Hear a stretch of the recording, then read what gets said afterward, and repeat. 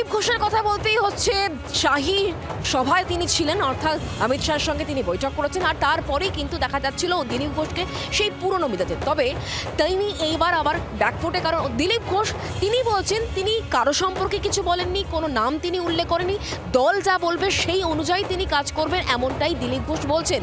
এদিকে তাকে যিনি মূল স্রোতে ফিরিয়েছিলেন অমিত শাহ, তিনি কিন্তু শ্রমিক ভট্টাচার্যকে ডেকে একেবারে বলে দিয়েছেন যে পার্টি লাইনের বাইরে বেরিয়ে কোনো রাজনৈতিক মন্তব্যই দল বরদাস্ত করবে না, এমনটাই স্পষ্ট বলে দেওয়া হয়েছে কেন্দ্রের তরফে।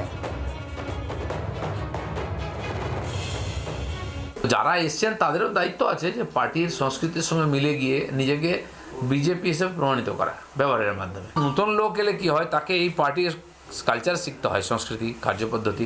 একজনের ব্যক্তির উপরে চলতে পারে না তো, বাকিরাও আছেন। আজকে হ্যাঁ, কিছু প্রমিনেন্ট ফিগার থাকে যাদের অভিজ্ঞতা বেশি, যাদের পরিচিতি বেশি, তাদের তো গুরুত্ব দিতেই হবে। কিন্তু একজন দুজন পশ্চিমবাংলার মতো এত বড় রাজ্য জিতিয়ে দেবে সেটা সম্ভব নয়। তিনি বলেছেন একা শুভেন্দু পারবে না, তাই দল সবাইকে বিভিন্ন মুখ বিভিন্ন কর্নার থেকে আবার নতুন করে তুলে আন। আমি কারো নাম করে কিছু বলিনি, বলবো না, কে পারবে না পারবে, পার্টি যারা ঠিক করবে ওটা সবাইকে মানতে হবে। আর ঠিক এই জায়গা থেকে রাজ্য বিজেপির সভাপতি শ্রমিক ভট্টাচার্য তিনি কি বলছেন তার বক্তব্য শোনাবো, এবং তৃণমূল কংগ্রেস নেতা জয়প্রকাশ মজুমদার তিনি বা কি বলছেন শোনাবো। নতুন পুরনো ভূমিকা বলে তো কিছু নেই, আর বিজেপিতে বেঙ্গল লাইন কেরল লাইন বলে কিছু হয় না।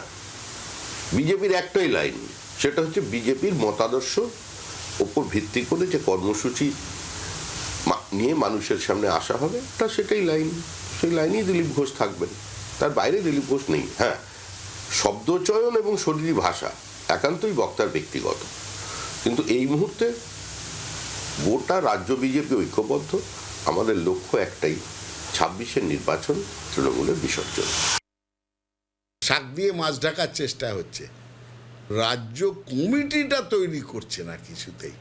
এই বিচিত্র পার্টির নাম হচ্ছে বিজেপি। দিলীপ ঘোষ এসেই বোমা ফাটিয়েছেন।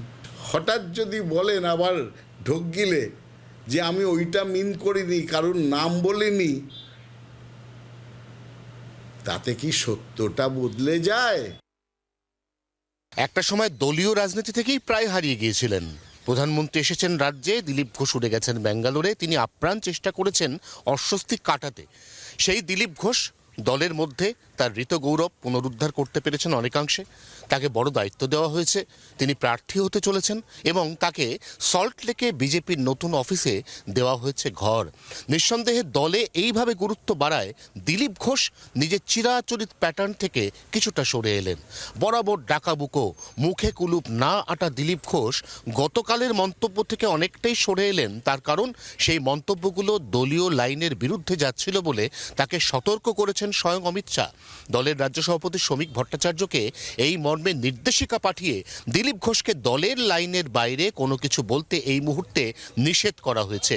গতকালের মন্তব্য থেকে পিছু হটার পাশাপাশি দিলীপ ঘোষ আজ নতুন করে আর কোনো বিতর্কিত মন্তব্য না করে বুঝিয়ে দিলেন তার এই মুহূর্তের পাখির চোখ দলের পাওয়া বা দলের দেওয়া নতুন দায়িত্ব সামলানো। 24 ঘন্টার জন্য ক্যামেরায় তরুণের সঙ্গে অয়ন, কলকাতা। বাংলার আওয়াজ, বাঙালির আবেগ, জি 24 ঘন্টা।